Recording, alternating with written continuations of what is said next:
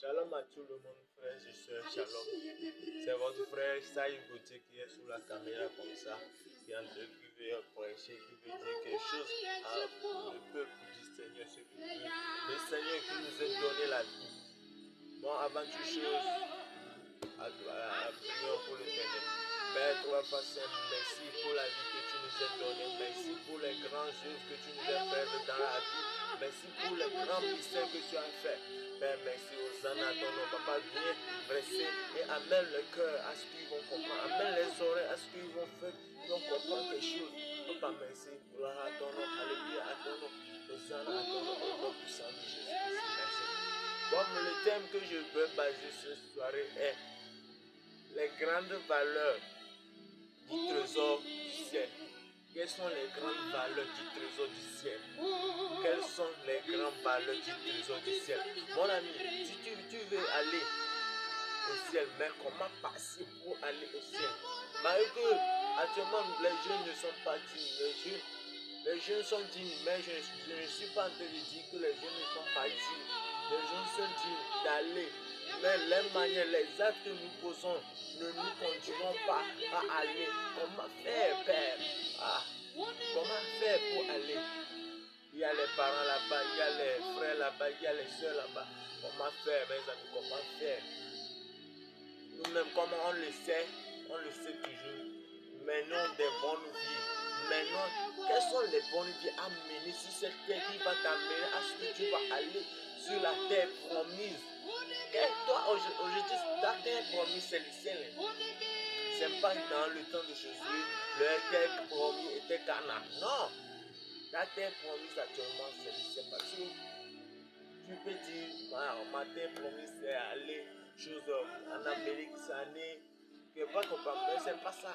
C'est pas ça qui est la terre promise. C'est pas ça qui est la terre promise. La terre promise, qu'est-ce que tu dois faire à aller là où l'objectif s'écrit, l'objectif qui va t'amener là-bas, l'objectif qui va te faire amener là-bas, que tu dois faire? Qu'est-ce que tu dois faire? Tu dois faire beaucoup de choses. Tu dois mener beaucoup de choses. La vie est difficile, mais c'est nous qui dois aller. Tu dois faire quelque chose. Est-ce qu'on doit aller? Qu'est-ce qu'on doit faire? Qu'est-ce qu'on doit faire? Qu'est-ce qu'on doit faire? Qu'est-ce qu'on doit faire? On doit faire beaucoup de choses. Comme quoi? Menons quelle vie? Faisons quoi à Dieu? Faisons quoi à Dieu? Faisons quoi à nos proches? Faisons quoi à nous-mêmes? Faisons quoi à nos parents? Faisons quoi? Faisons beaucoup de choses. Respecte toi-même et la nature va te respecter. Respecte toi-même et ton Dieu va te respecter. Respecte toi-même et la nature l'aime. Mes amis, si je dis la nature va te respecter, Dieu a existé la nature. C'est Dieu qui a créé la nature. C'est Dieu qui l'a amené. La nature, c'est quelque chose qu'on doit respecter. Parce que même les dirigeants même, elles respectent tout. Parce que c'est ça. C'est Dieu même qui a donné ça. C'est Dieu même qui a planifié ça. Sans ça, l'homme ne peut pas exister. Menons des vies correctes. Par exemple, te respecter et respecter les autres. Ce n'est pas de cela la nature seulement. Non. C'est quelque chose qu'on ne comprend même pas. C'est quelque chose que l'homme ne comprend même pas. Mais faisons tout possible à ce qu'on va comprendre ça. C'est tout quoi. C'est tout. Moi, je n'ai rien à dire encore. La vie qu'on mène, ça va dépendre. Comment on va faire pour aller chez notre Créateur un jour? Il va revenir. Disons, si vous ne croyez pas, lisez dans Apocalypse. Lisez dans Apocalypse. Il y a plein de choses qui est cachées dans Apocalypse. Lisez ça, lisez ça. Lisez ça. La Bible même, c'est la fondation. Et la fondation. La Bible est la fondation. C'est le fondement de toutes choses. C'est le fondement de toutes choses. Quelle vie on doit mener, par exemple? On doit dire, dans la vie active, tout le monde sait que le péché, c'est quelque chose qui n'est pas bon. Péché, l'adultère, fornication, la jalousie, tout cela, ce n'est pas nous-mêmes, mais c'est l'esprit qui est impacté à nous, qui fait cela, qui révèle ça en physique. ça qui est révélé. Mais comment faire pour dominer à cet esprit? Par exemple, prenons la fornication, l'adultère, toutes ces choses, l'envie, la jalousie. Tout ça, ça ne va pas t'amener loin.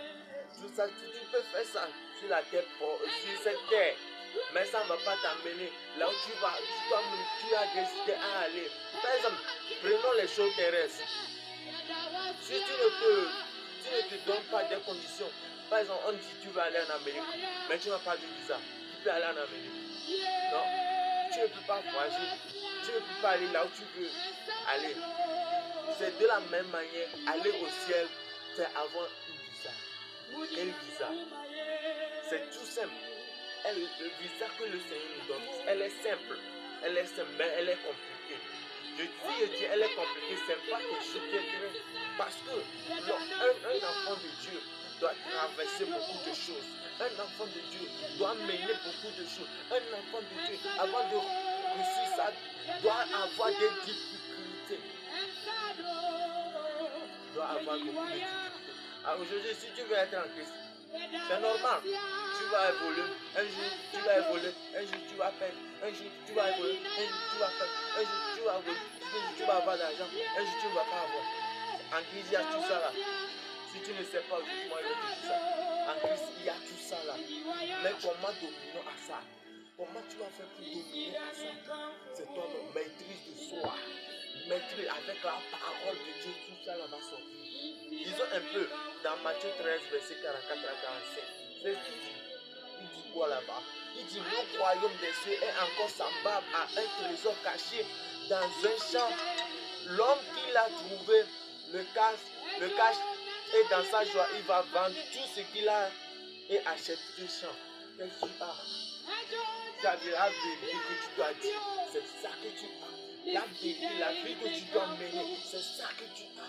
La vie, avant d'aller au ciel, tu dois traverser quelque chose. Tu dois aller quelque part avant d'aller au ciel. Là où est-ce que tu peux aller?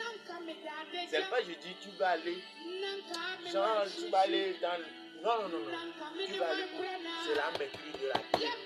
La Bible là que tu as là. Tu dois bien prendre soin de ça. Tu dois prendre soin de ça. En faisant quoi? En faisant quoi? En faisant quoi de sa Bible? Laissons la Bible se réveiller. Et laissons la Bible se réveiller. Voir ça. Se réveiller. Même pas un mot à ton Dieu qui t'a donné le souffle de vie. Se réveille. Même pas un mot à celui qui t'a dit, ah, mon enfant là va sortir. Même les charlatans eux-mêmes là. Hey, quand ils se réveillent là, excusez-moi, quand ils se réveillent là, ils puisent l'eau, ils veillent et ils disent quelque chose sur la terre. Que, oh, merci. Merci à leur Dieu, à leur petit. Oubliez que c'est le Dieu le plus puissant qui a donné son souffle de vie à tout le monde. Oubliez que c'est le Dieu le plus puissant qui a donné tout ce qui est sur la terre. Oubliez que c'est le Dieu le plus puissant qui a... Méfions-nous de la vie. Méfions-nous. Malgré qu'on n'est rien ça. On n'est rien. Parce que tout le monde se prend à la légère. Parce que tout le monde dit, je ne suis pas encore allé au ciel pour voir ce qui est au ciel. Dans la vie là, côté chrétien là, genre, côté à partir de Dieu là, c'est quelque chose qui est difficile à suivre. C'est quelque chose que tu dois périr dedans, tu dois périr. Si les gens respectent ce que tu veux, par exemple, je veux aller au Bénin. Par exemple, c'est l'exemple que je donne. Tu veux chez un charlatan, je vais aller au Bénin. Je vais aller au Bénin. Mais comment faire pour aller? Le charlatan va te dire, mon ami, amène ça là. Demain tu vas aller au Bénin. Et tu amènes, après avoir amené tout ce qu'il a demandé. Regarde, il a donné le manteau maintenant. Tu vas aller, tu vas partir. Mais tu peux aller sain et sauf. Tu cherches ce que tu veux, tu vas trouver. Tu cherches ce que tu veux, mais pourquoi tu es allé, tu vas le trouver et tu vas revenir sain et sauf. De la même manière, à côté de Dieu, tu vas demander, mais avant de recevoir, ça peut prendre 5 ans, ça peut prendre 3 ans, ça peut faire 1 semaine, ça peut faire 2 semaines, ça peut faire même 10 ans, avant que Dieu va te donner ce que tu veux. Ça dépend de la même, comment toi et ton Dieu vous êtes.